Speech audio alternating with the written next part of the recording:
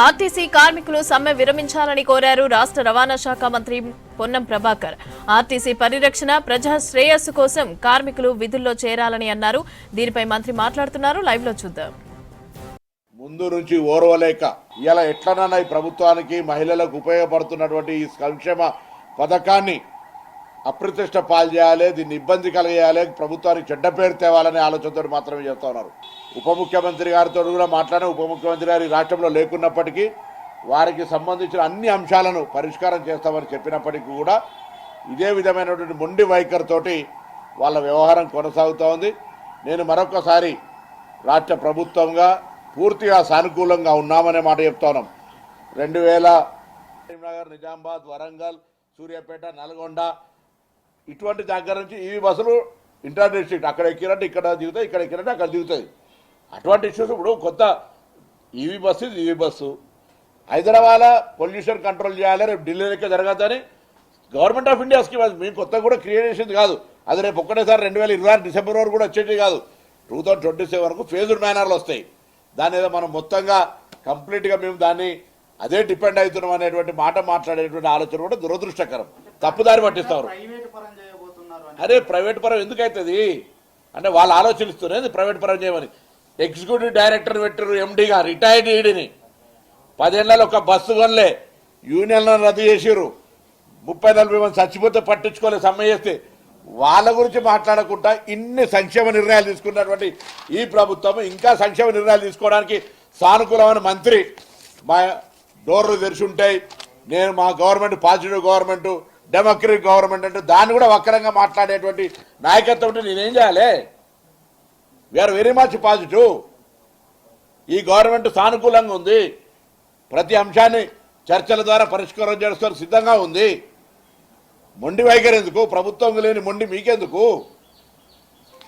నిజంగా కార్మికుల పక్షపాతం అయితే, కార్మికుల సంక్షేమం అయితే బేషరతుగా సమ్మె విరామం చేసి, నేను మళ్ళీ చెప్తాను, 32 అంశాలు 29 అంశాలను అక్రాస్ టేబుల్ నిర్ణయం ప్రకటించడానికి మేము సిద్ధంగా ఉన్నాం. యాజమాన్యము అది యాజమాన్యం దానికి సంబంధించినటువంటి కార్యాచరణ తీసుకుంటుంది. ముందుగా మనం ఏ వ్యవస్థ తీసుకున్నా సామధాన భేద దండ. నేను 65 లక్షల మంది ప్యాసింజర్ల కష్టాలను చూస్తూ మౌనంగా ఉంటే నేను ప్రభుత్వం కాదు. నేను అందుకే వారికి విజ్ఞప్తి చేస్తా ఉన్నా, మీ ద్వారా కూడా కోరుతా ఉన్నా. సమ్మె పరిష్కార మార్గం కాదు, ప్రయాణికులకు అసౌకర్యం కలిగజేస్తూ ఉంది. అందులో వైద్యం పోయేటోళ్ళు ఉన్నారు, విద్యాపరంగా పోయేటోళ్ళు ఉన్నారు, ఉపాధి కోసం పోయేటోళ్ళు ఉన్నారు. ఎండాకాలం రకరకాల అంశాలు, సెలవులు, పిల్లలు, బంధువులు, రకరకాల అంశాల మీద తిరిగే వ్యవస్థ ఉంది. ఈ సందర్భంలో అది కూడా ఆర్టీసీ యాజమాన్యం సానుకూలంగా స్పందించేటువంటి సందర్భంలో మొట్టమొదటి వేసిన కమిటీ 4 గంటలు మీ వివరాలన్నీ విన్న తర్వాత మీరు సమ్మెకు పోవడం అంటే మీరు ప్రీఫిక్స్ మైండ్ తోటి ఉన్నారు అని కార్మిక ప్రతినిధులు అంటే ఉద్యోగస్తులు గమనించాలని కోరుతా ఉన్నాం. రైట్.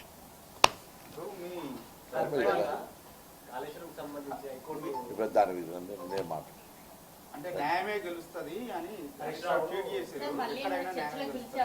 నేను రెడీ అంటున్నా కదమ్మా. నేను చర్చలకు పిలుచు అవును. నిన్న మా 4 అధికారుల కమిటీ వేసినాము.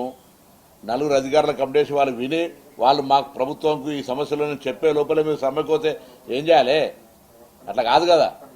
కమిటీకి నేనంటాను, ఇంతకుముందు మీరు కమిటీల కాలయాపనాన్ని ఒక రాంగ్ ప్రాపగండా చేస్తారు. ఇంతకు మా ప్రభుత్వం వచ్చాక ఎప్పుడైనా కమిటీ చేసిందా? మీరు ట్రాన్స్పోర్ట్ బీట్ చూస్తారు, ఎప్పుడు చేసినామా?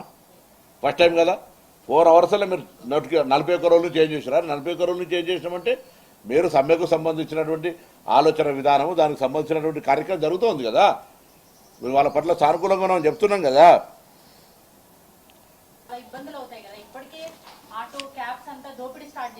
అమ్మా ఇప్పుడు వాళ్ళు కావాల్సింది అదే, ప్రతిపక్ష పార్టీకి ప్రజలను ఇబ్బంది పెట్టాలి.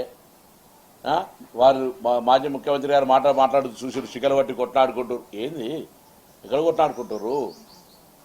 అవును, ఆక్యుపెన్సీ రేటు పెరిగింది, 40 లక్షల మంది మహిళలు ప్రయాణం చేస్తూ ఉన్నారు, కొత్త బస్సులు వస్తూ ఉన్నాయి. మేము బస్సులు ప్రజల ఇప్పుడు ఒకటే రోజు ఓం ఫట్ అంటే బస్సులు రోడ్డు దిగాయి, మొత్తం వ్యవస్థ నిర్వీర్యం చేసిపోయారు మీరు. మేము అధికారం వచ్చేనాటికి ఇలా 2800 బస్సులు కొన్నాం ఈ 2 నెలల్లో. ఉద్యోగ నియామకాల ప్రక్రియ పోలీసు రిక్రూట్మెంట్ బోర్డు ద్వారా నడుస్తూ ఉంది. మేము అనుకున్నాము 2021 పిఎఫ్ మేము పిఆర్సీ ఇచ్చినాము, 2013 బాండ్స్ 2013 280 కోట్లు ఇచ్చినాము. డిస్మిస్డ్ ఉద్యోగుల కార్మికుల పక్షపాతం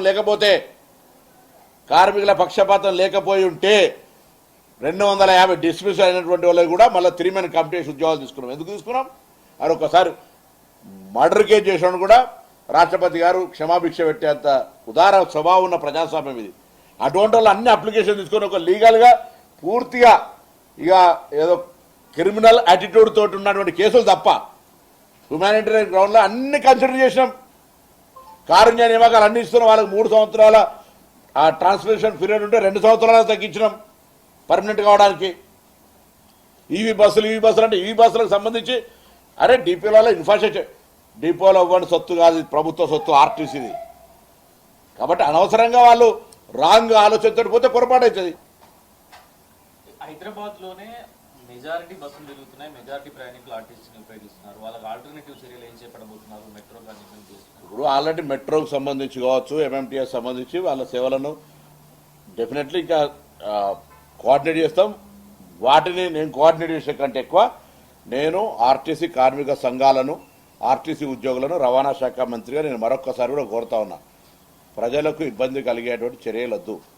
మీ నిరసన తప్పకుండా ఒక ప్రజాస్వామికంగా మీ డిమాండ్ పట్ల ప్రభుత్వం గుర్తించే విధంగా ఉండాలి. సమ్మె అనేటువంటి దాని ద్వారా ప్రజలకు అసౌకర్యం కలుగుతుంటే కూడా మాకేందిలే అని, అందులో అసలు నిజంగా సరే కార్మికుల నాయకత్వ చట్టాలు ఏమున్నాయో తెలియదు కానీ అందులో సగం కంటే ఎక్కువ removed, retired or not working. వాళ్ళకు ఆర్టీసీ కార్మికుల నిజమైన సమస్య ఉద్యోగం చేసేటోళ్ళు, ఉద్యోగం చేసే సంబంధించిన వాళ్ళు గట్టిగా మాట్లాడి మా దగ్గర వచ్చి పరిష్కారంగా ఉంటే అయిపోతుంది. జాయింట్ యాక్షన్ కమిటీ అని చెప్పి వాళ్ళందరూ దాని కార్మిక చట్టంలో ఉండొచ్చు. ఐఎమ్ నాట్ డినైయింగ్ చట్టము. బట్ ఇప్పుడు నేను రాజకీయాలు లేకుండా రాజకీయాల గురించి మాట్లాడదు, జర్నలిజం లేకుండా జర్నలిజం గురించి మాట్లాడితే ఎట్లయితుందో అట్లా పరిస్థితి ఉన్నది. నేను దాని గురించి ఎక్కువ డెప్త్ పోతలేను. నేను ఒకటే కోరుతున్నా, దయచేసి నేను చర్చలు రమ్మంటున్నా, పిలుస్తా ఉన్నా చర్చలకు రండి. మేము అక్రాస్ ది టేబుల్ రెడీగా ఉన్న పరిష్కారం చేయడానికి మాకేం అభ్యంతరం లేదు. మేము కానీ సంఘాల పేరు మీద మేము ఏం చేస్తే నడుస్తుంది, ప్రజలను ఇబ్బంది పెడతామంటే ప్రభుత్వం ఎప్పుడు ప్రభుత్వమే. కాబట్టి ప్రజలకు అసౌకర్యం కలగకుండా మీ కార్యాచరణ కొనసాగించండి, దానికి సంబంధించి ఏం లేదు. మరొకసారి అందరినీ ఆర్టీసీకి సంబంధించిన ఉద్యోగులను విధుల్లో చేరి వెంటనే ప్రజలకు అసౌకర్యం కలగడం చూడమని కోరుతా ఉన్నాం. అదే కూడా దాంతో డైరెక్ట్ గా ఇన్వాల్వ్ అయినట్టుగా స్పష్టత ఇస్తుంది కదా. సమ్మె ఇప్పుడు శ్రీనివాస్ గౌడ్ గారు కావచ్చు, హరీష్ రావు గారు కావచ్చు, వాళ్ళకు నేను కోరుతా ఉన్నా, రాక్షసానందం పొందడమో లేతే మహిళలకు సంబంధించినటువంటి ఇంత ఎండాకాలంలో ప్రయాణపరంగా ఇబ్బందులు కలగజేయడమో మీకు సంతోషము. ఈ ప్రభుత్వాన్ని ఇబ్బంది పెట్టడానికి ఇటువంటి ఏ స్థాయికైనా దిగజారుతాం అనుకుంటే అది మీ కర్మ, మీ రాజకీయ మైండ్ సెట్ అటువంటిది. రండి. శ్రీనివాస్ గౌడ్ ఎప్పుడన్నా ఆర్టీసీ గురించి ఎవరైనా ప్రతిపక్షం, ఈ ప్రజాస్వామ్యం ఆర్టీసీకి సంబంధించిన ఏదైనా విజ్ఞప్తి చేసిండా? ఇలా నేరుగా సమ్మెకు సంబంధించి సకల జిల్లా సమ్మె చేస్తున్నట్టు. సకల జిల్లా సమ్మె నీ కొరకు చేసింది కాదు, తెలంగాణ ప్రజల ఆకాంక్ష కొరకు అనేక సందర్భాల్లో అప్రిషియేట్ చేసినాం. దానికి దీనికి సంబంధం ఏమున్నది? వాళ్ళు మాట్లాడుతున్నట్టు వాళ్ళు నేరుగా అందరూ రాజకీయాలు, నిన్న కొంతమంది రాజకీయ నాయకులు ప్రకటించారు మద్దతు. వీళ్ళ ఉద్దేశము ఈ ప్రభుత్వానికి మంచి పేరు తెచ్చి ప్రయాణికులకు సౌకర్యాలు కలుగుతూ, ముఖ్యంగా తెలంగాణ అక్కా చెల్లెళ్లకు దాదాపు 300 కోట్ల మంది మహిళలు ఈ ప్రయాణాన్ని వినియోగించుకొని 10,000 కోట్ల ఆర్థికపరమైన లాభం పొందినటువంటి దృష్టిలో ఇటువంటి విధంగా వ్యవహారం చేస్తున్నారు. जो तेलंगाना सरकार के तरफ से पूरा तेलंगाना सरकार के तरफ से हम लोग यूनियंस को बुला के first time in Telangana government of Congress government 4 officers के साथ कमेटी डाले हम लोग. 4 घंटे सुने वो लोग. अभी आ तुम बोल के बाहर जाके notice without any notice they strike बोल के कॉल किया है. हम अभी भी तैयार है. ये पब्लिक 65 लाख हर रोज ट्रैवल करने वाला है, उसमें 40 लाख बहन लोग ट्रैवल करते हैं. और उन लोगों के सहूलत के लिए आप प्रोटेस्ट बंद करो, स्ट्राइक कॉल ऑफ करो. आप गवर्नमेंट के ऊपर आप लड़ाई कर सकते. गवर्नमेंट से आपको जो 32 का प्रॉमिस है 29 प्रॉमिस अक्रॉस द टेबल बैठ करके अपन चालू करेंगे. जो merging and unions and PRC का बात थोड़ा टेक्निकल 4 ऑफिसर्स और डिप्टी सीएम फाइनेंस मिनिस्टर साहब के सामने इश्यू मतलब उसका हल करेंगे।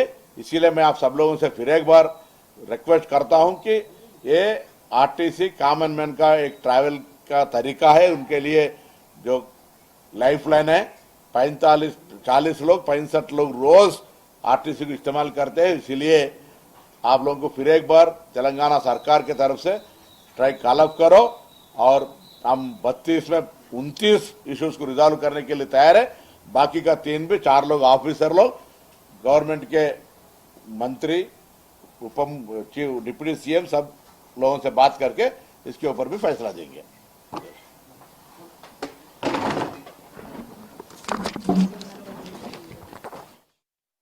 ముందు నుంచి ఓర్వలేక ఇలా ఎట్లనన్నా ఈ ప్రభుత్వానికి మహిళలకు ఉపయోగపడుతున్నటువంటి ఈ సంక్షేమ పథకాన్ని అప్రతిష్ట పాలు చేయాలి, దీన్ని ఇబ్బంది కలిగేయాలి, ప్రభుత్వానికి చెడ్డ పేరు తేవాలనే ఆలోచనతో మాత్రమే చేస్తూ ఉన్నారు। ఉప ముఖ్యమంత్రి గారితో కూడా మాట్లాడిన ఉప ముఖ్యమంత్రి గారు ఈ రాష్ట్రంలో లేకున్నప్పటికీ వారికి సంబంధించిన అన్ని అంశాలను పరిష్కారం చేస్తామని చెప్పినప్పటికీ కూడా ఇదే విధమైనటువంటి మొండి వైఖరితోటి